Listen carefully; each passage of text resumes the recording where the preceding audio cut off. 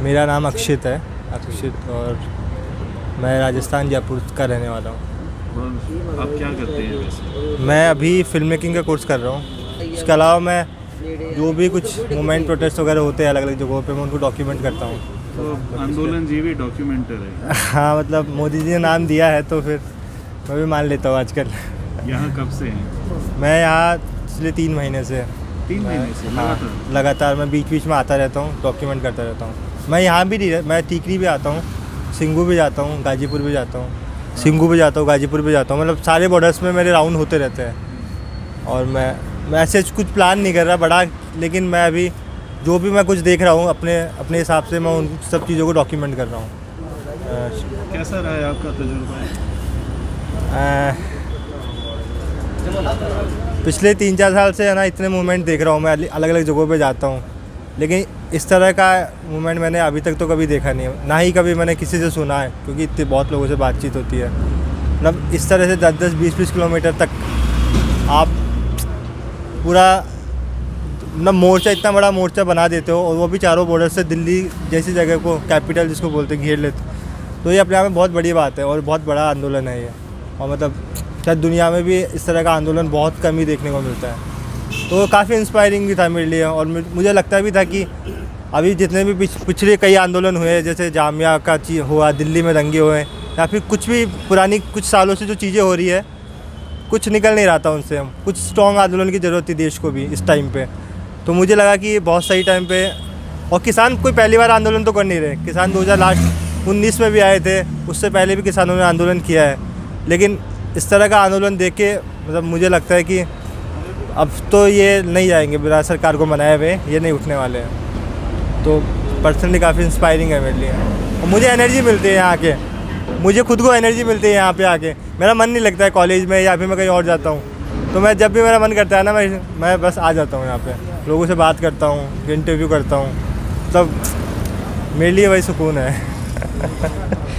लेकिन अभी जो लोग कम है ना, उसके कई रीजन्स है। मतलब एक तो अभी कटाई चल रही है ना, बहुत सारे लोग ऐसे हैं कि जा रहे हैं और अभी फसलों की कटाई वटाई के बाद वो वापस भी आ जाएंगे, लेकिन वो नहीं है तो उनके घर से कोई ना कोई तो अभी है ही, है ना। तो बाकी 26 के बाद थोड़ी चीज़ें बदली थी। मतलब 26 वाले दिन भी मैं था, मतलब 26 वाला तो मैं नांगलोई में था उस वक्त जब रैली गई थी टिकरी से, और मैंने सब चीज़ें देखी थी अपनी आंखों से कि किस तरह से प्लान तरीके से किसान नहीं थे वो लोग, और कोई भी वो मार्जिन करके बहुत मैनिपुलेट किया था चीज़ों को, जिसके बारे में अभी भी काफ़ी सारी चीज़ें होती है, बातचीत चल रही है।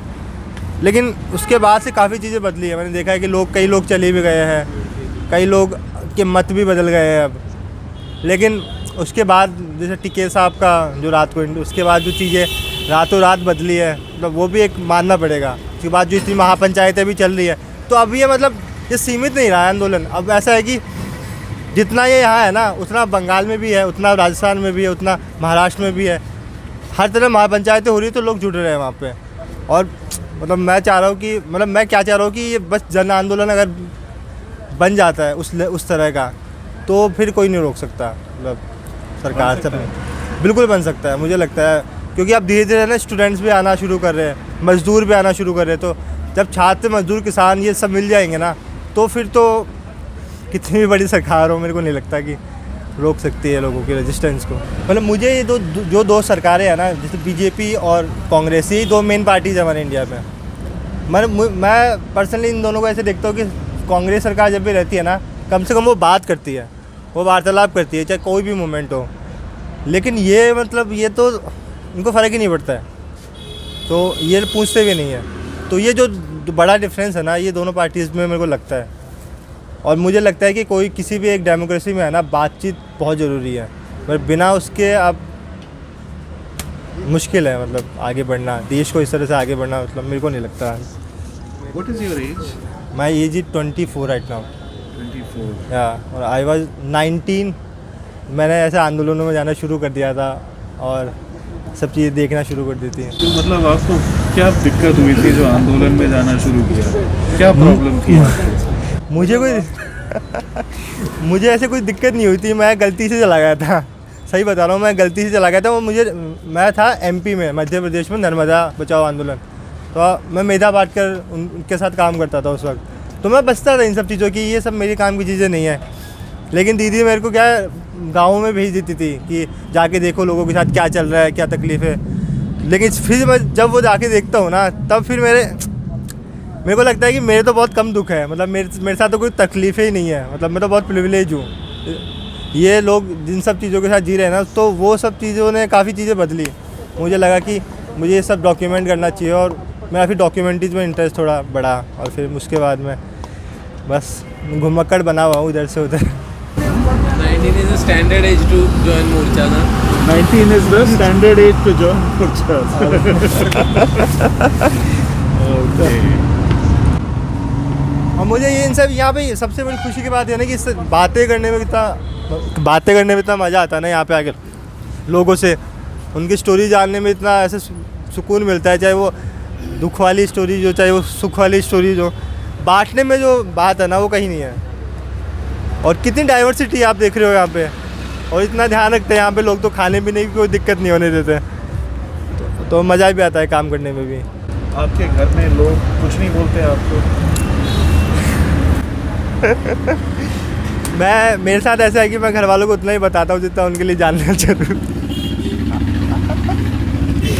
लेकिन मतलब अब कॉन्वर्सेशन करता हूँ मैं पहले मैं भागता था। मेरे पापा की भी पहले कुछ अलग तरह की आइडियोलॉजीज थी, लेकिन बाय द टाइम मैंने उनसे जब बात करी ना, तो मैंने उनको कन्हैया के स्पीच भी सुनते हुए देखा है, मैंने उनको दूसरी तरफ भी जाके चीज़ें पढ़ते हुए देखा है। तो वो एक मेजर चेंज है ना, वो जीत मेरी भी है एक तरह से, क्योंकि एक एज के बाद आदमी रिजिड हो जाता है, ये मेरे को लगता है। उसके बाद वो अपने बिलीव जो इतने सालों में बनाया है वो नहीं तोड़ता। तो वो जो चीज़ है वो बदली है, फैमिली में बदली है, वो मेरे को देखते भी है, तो आप सपोर्ट भी करते हैं। उनके बिना मैं नहीं कर सकता कुछ, जो भी मैं कर रहा हूँ अभी, तो वो एक सपोर्ट तो है।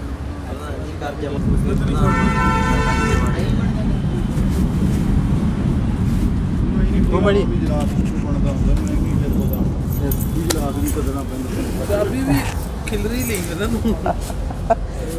बस यही है, एक्टिवा ने बहुत साथ दिया मेरा, यहाँ पे एक्टिवा से जाना होता है इधर उधर। मुझे इन सब मतलब मुझे ऐसा लगता है ना कि बहुत सारे लोगों को चेंज चाहिए घर बैठ के। बहुत सारे लोग हैं जो एसी केबिन्स में बैठना चाहते हैं और बड़ी बड़ी बातें करना चाहते हैं, उनको लगता है कि वो भी एक चेंज का पार्ट है। लेकिन मेरे को लगता है कि अगर चेंज का पार्ट होना है ना, तो आपको ग्राउंड पे तो आना पड़ेगा। उसके लिए आज सर्दी हो गर्मी हो, मतलब ये इन सब से उठना पड़ेगा। मतलब आप मेरा रेजिस्टेंस का पार्ट घर बैठे बन सकते हो, ठीक है, आप अपनी अपनी तरह से कंट्रीब्यूट कर रहे हो, लेकिन आप उस चीज़ को महसूस करने के लिए ना लोगों के बीच तो आना ही पड़ेगा। तो वो तो मेरे को लगता है कि वो तो बहुत बड़ा यहाँ के लोगों के साथ बहुत छूट रहा है। मैं दिल्ली के लोग नहीं आ पा रहे जितना उनको आना चाहिए। नहीं आ पा रहे हैं या नहीं आना चाहते हैं? शायद नहीं आना चाहते, वो दिख रहा है, क्योंकि उनको लगता है कि वो है, वो देख लेंगे, इतने लोग आए हुए हैं, वो मतलब हमारी की ज़रूरत नहीं है, हम यहीं से हम और कुछ तरह से कंट्रीब्यूट कर देते हैं। लेकिन मेरे को नहीं लगता ये अप्रोच मतलब ऐसे ठीक है। मतलब मेरे को लगता है कि ग्राउंड पे तो आना ही चाहिए, एक बार कम से कम कभी कभी तो आना चाहिए। ठीक है, वो नहीं आ सकते, परमानेंट नहीं बैठ सकते, लेकिन और भी तरीके हैं सपोर्ट करने के। तो बस भाई